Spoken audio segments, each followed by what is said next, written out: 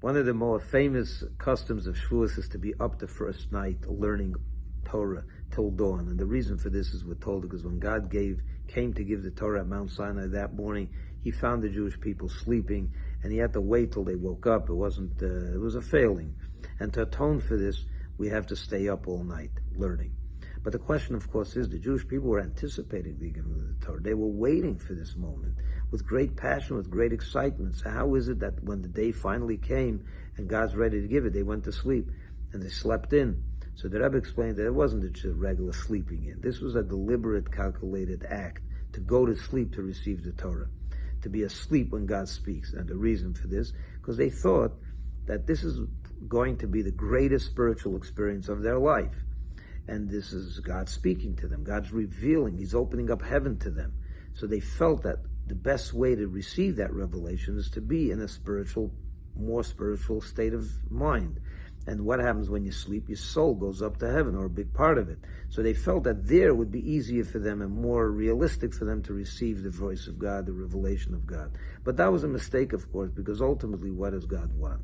He wants us to be spiritual when we're in heaven. For that, he has angels. He wants us to be spiritual only in a spiritual environment. Of course, that's not the purpose. The purpose is to be spiritual when we're awake. That when we're awake, eating, sleeping, enjoying life, making money, going about our business. And there, when we're awake in those activities, to be able to hear the voice of God, I am God your Lord. If you can't do that, if you can't bridge those two together, you missed the point. So that is why we have to atone for that. And this brings me to one more interesting custom on Shavuos, or law. And that is that on Shavuos you have to eat lavish good meals, to enjoy the holiday on a physical level. Other holidays, there are opinions that say that if you want to spend it in just being, davening, learning in spiritual ways, you can do that. There are some opinions. I mean, of course, you have to eat a little bit, but you don't have to emphasize it. On Shavuos, all opinions are that you must emphasize eating good meals. And that's why we have good meals on Shavuos. But the reason is because of the same. God wanted that our meals, the point of the revelation at Sinai, God coming down to this world to talk to us, was that he's talking to us in this world, in our realm, when we're awake, eating, sleeping, engaging in the physical.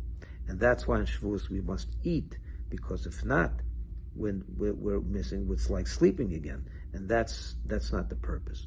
So I want to wish everyone a happy and good, enjoyable Shavuos on the physical level, and I want to just remind everyone to please make sure that your families are all here when we read the Ten Commandments, when we're awake, wake up tomorrow morning and come here at 10:30 to hear the reading of the Ten Commandments and re-experience that revelation where God speaks to us once again and says the words, Anochi, all the 10 Commandments and all the rest. And let's receive it when we're awake, eating cheesecake and ice cream and all the other delicious things that we're going to have tomorrow, and then extend it to the rest of the year. Chag Sameach, Shabbat Shalom, and a happy and wonderful Shavuos to all.